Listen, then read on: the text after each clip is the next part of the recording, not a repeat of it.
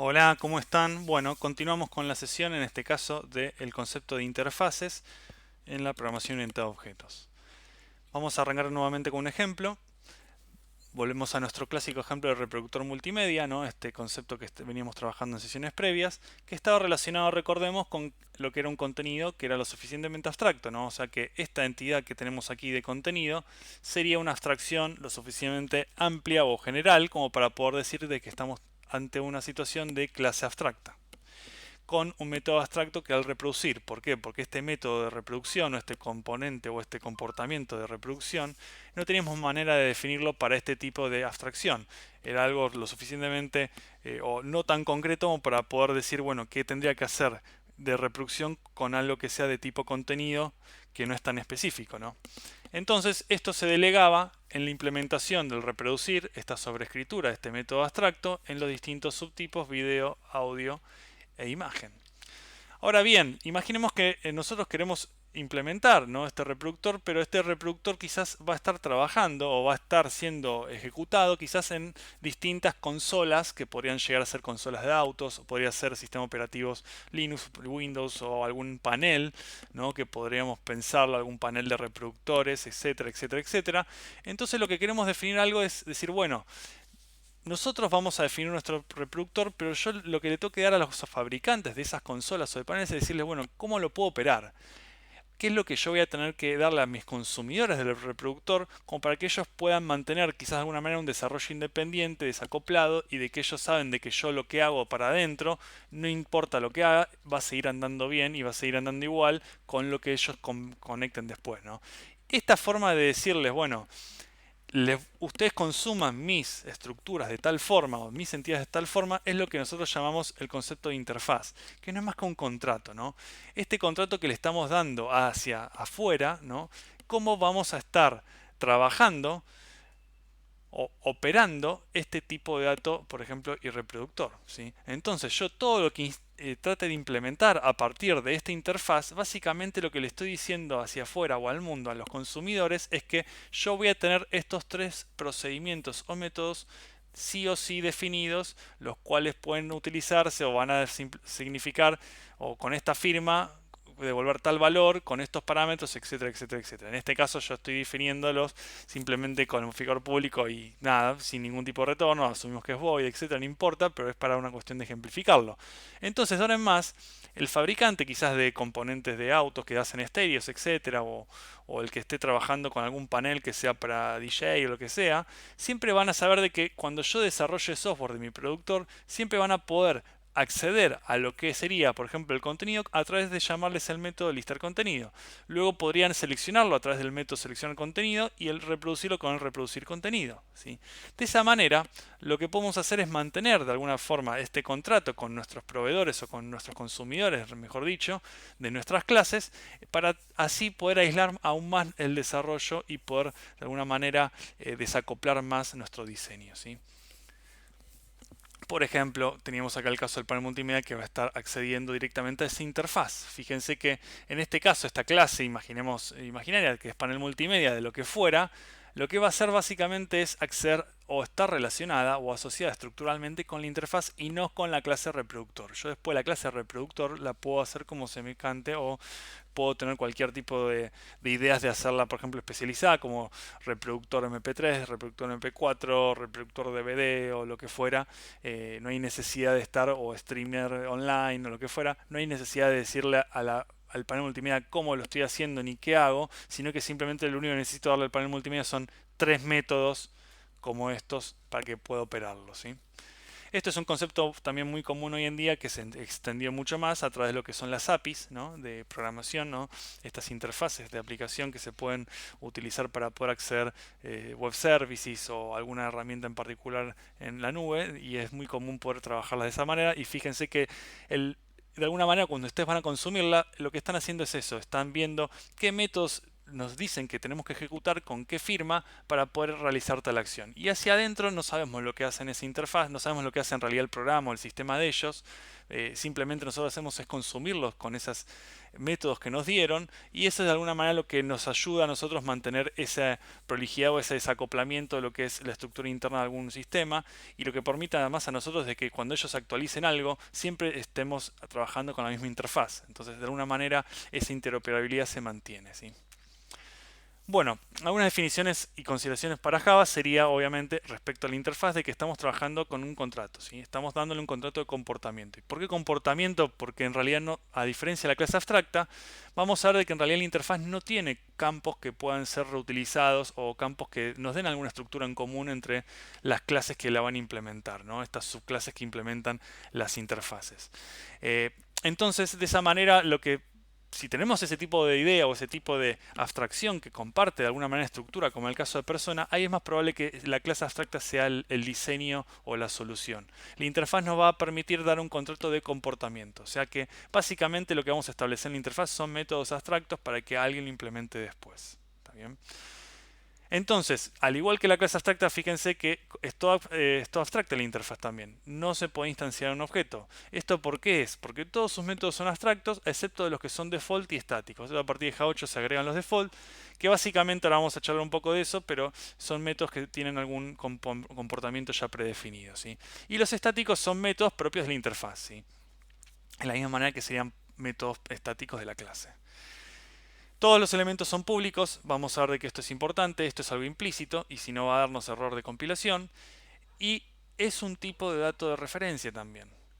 De la misma forma que teníamos el tipo de dato de referencia para clases, también se puede conseguir un tipo de dato de referencia en la interfaz, y esto es muy importante para poder aprovechar el polimorfismo. De la misma manera, ¿sí? Podemos hacer cosas o arreglos de interfaces, mejor dicho, de un tipo de dato de interfaz, para poder aplicar algún método que está definido en la interfaz. Este método abstracto que estamos dándole de firma, ¿sí?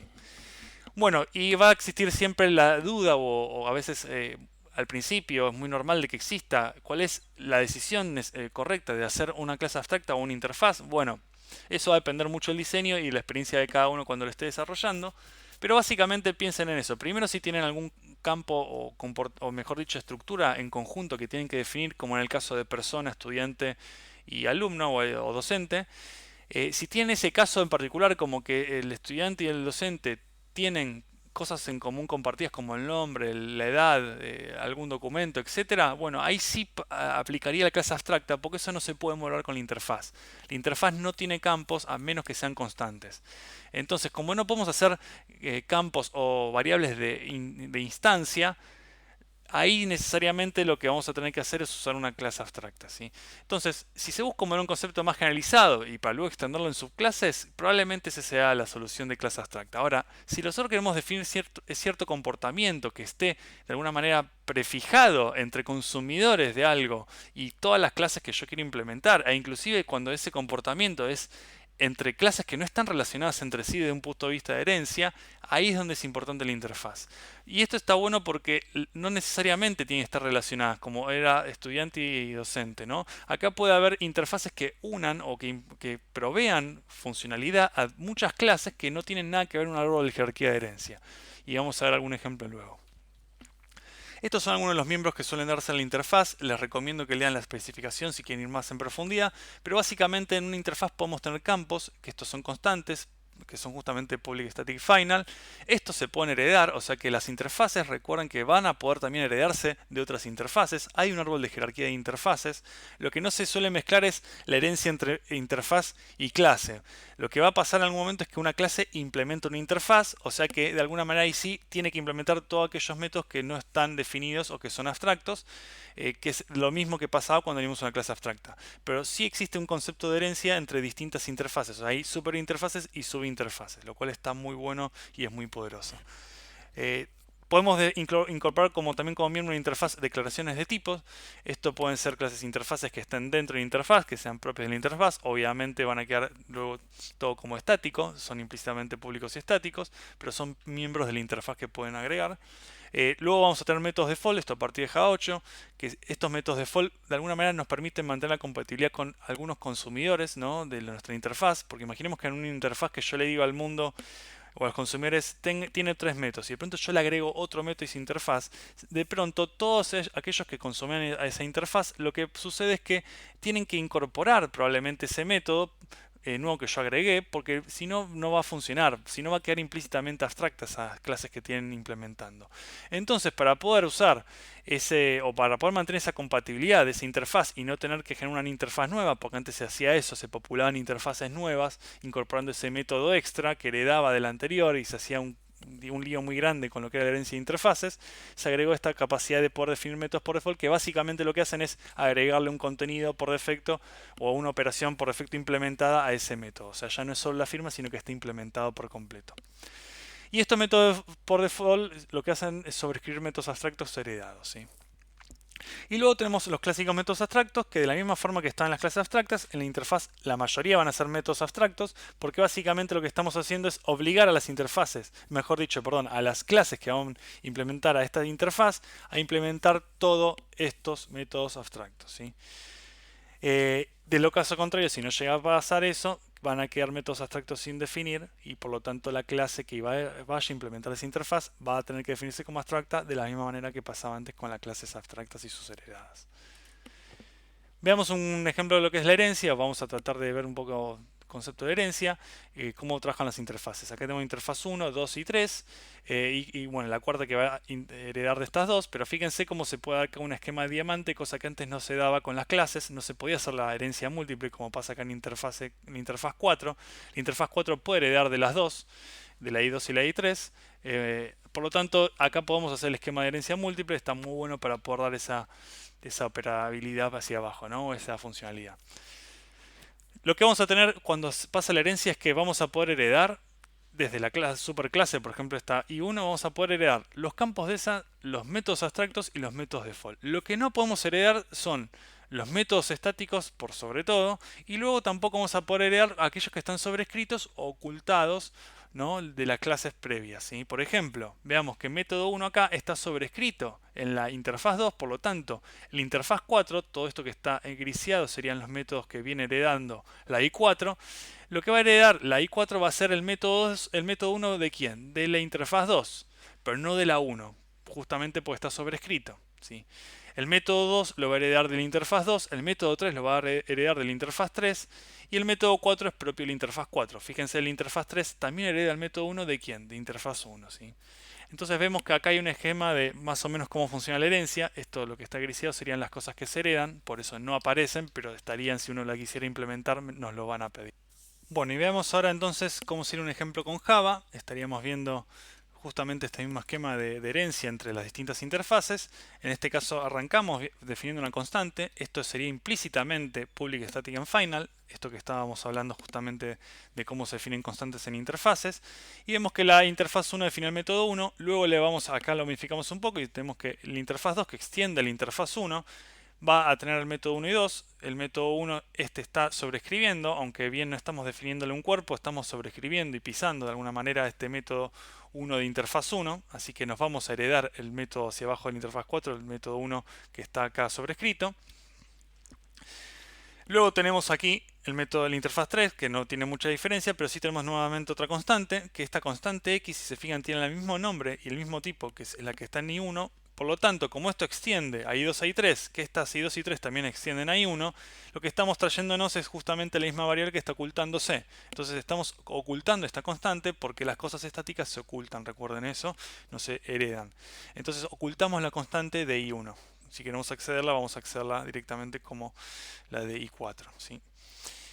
Bueno, y luego tenemos acá un default, estamos agregando un método default, que es el de método 3, y lo que estamos haciendo es sobreescribir con este método default el que nos venía acá definido de I3. ¿Sí? Como estamos heredando el método 3 de acá de I3, lo estamos sobreescribiendo en la interfaz 4, en la I4, ¿sí?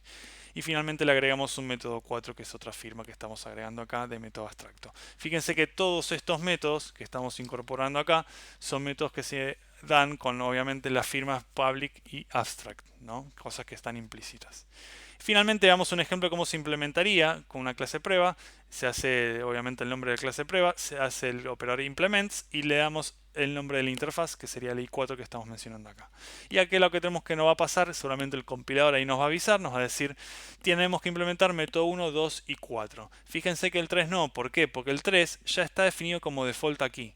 Entonces no hace falta implementarlo. Sí podemos sobreescribir todo lo que querramos. Podemos sobreescribir método 2, 1, 2 y 4 y 3, no hay ningún problema, pero por lo menos tenemos que tener implementado el 1, el 2 y el 4 para poder compilar nuestro código siendo nuestra clase prueba una clase concreta. De lo contrario, si hay alguno de estos tres que no están implementados dentro de esta clase prueba, lo que va a pasar es que para poder compilar tenemos que convertir la clase prueba en abstracta, ¿sí? Y todo lo que eso implica luego, ¿no? Obviamente. Vemos otro ejemplo aquí con lo que sería la interfaz user escuela. Vamos a darle un poquito de contexto por qué. A esto que hablamos de personas, ¿no? Que tenemos estudiantes y docentes. Fíjense que si nosotros quisiéramos darle un comportamiento especial a nuestros usuarios que son docentes y estudiantes dentro de un portal de la escuela, por ejemplo el Moodle o alguno portal de capacitación o de cursos, etcétera, básicamente lo que tenemos que hacer es heredar nuevamente de otra clase, quizás que sea de user más genérico de escuela, ¿no? Este user que es para el portal.